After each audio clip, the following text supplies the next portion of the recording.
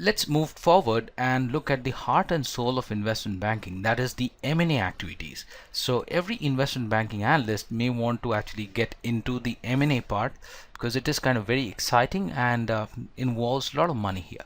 So investment banks do a lot of M&A advisory roles.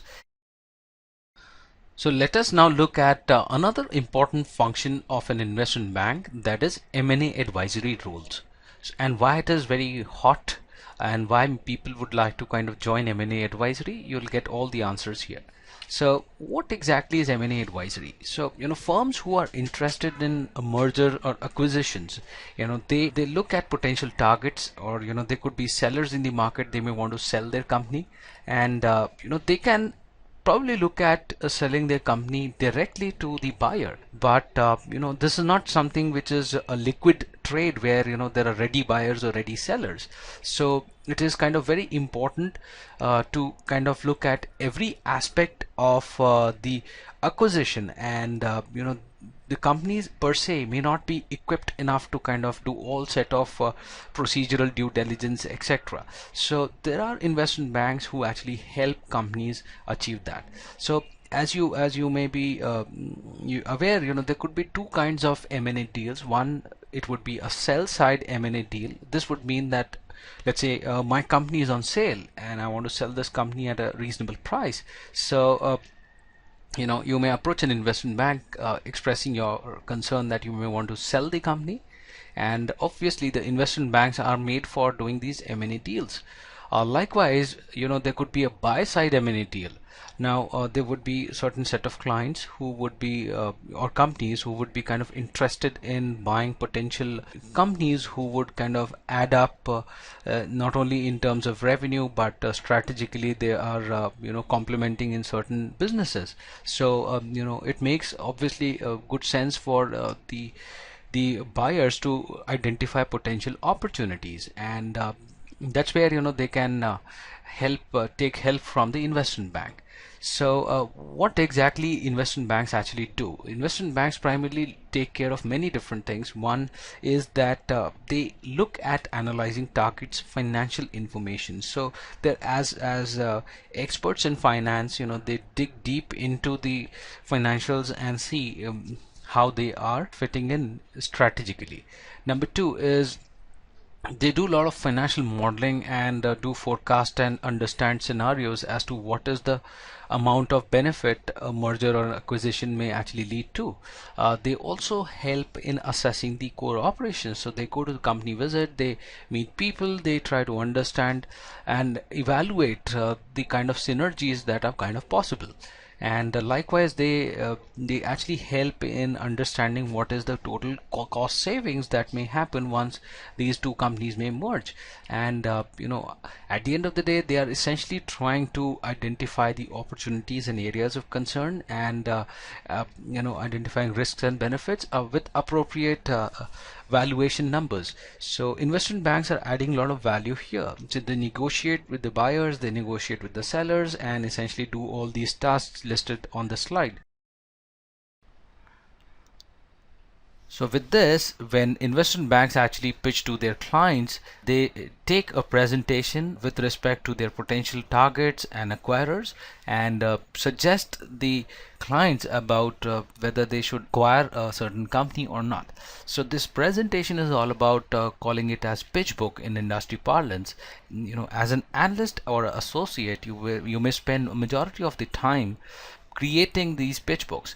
So let's see in detail what these pitch books are all about and how they can be created and are important from the point of view of investment banking. So let us now look at what exactly is a pitch book. Now think about your clients. Let's take a case where you are an investment banker, and you are helping your client to identify potential opportunities for buying those companies out.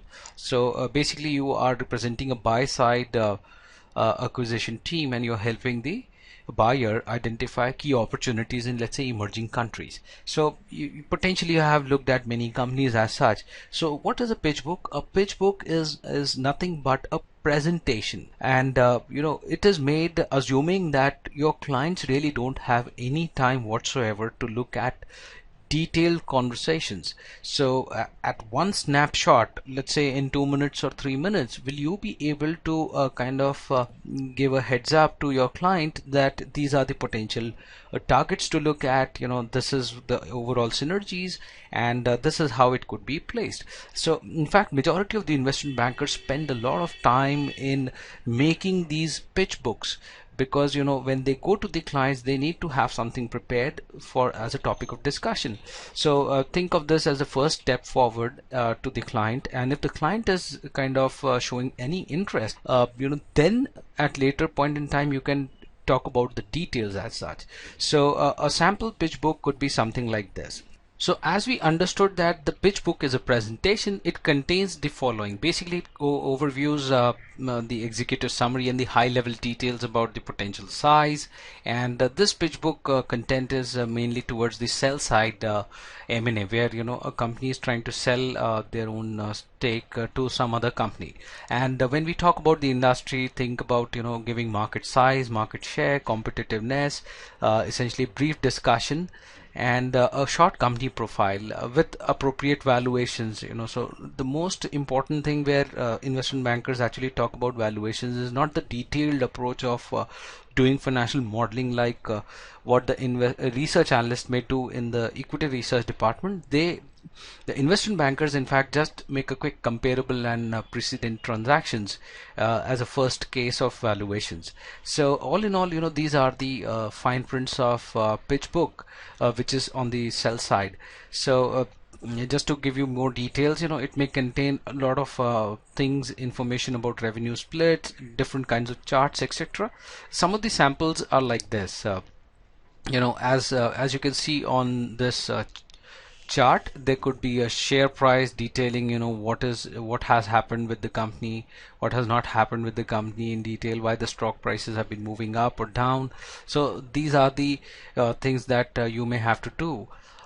These are just the samples which I'm actually running through. This is something like comparable transaction, where you are trying to compare a certain set of companies and looking at what was the implied valuations at a reasonable price. So if you're not able to understand this, think about making all these once you have completed the valuations module altogether, because this comes as a part of your regular activity as an investment banker. So this is called as precedent transactions.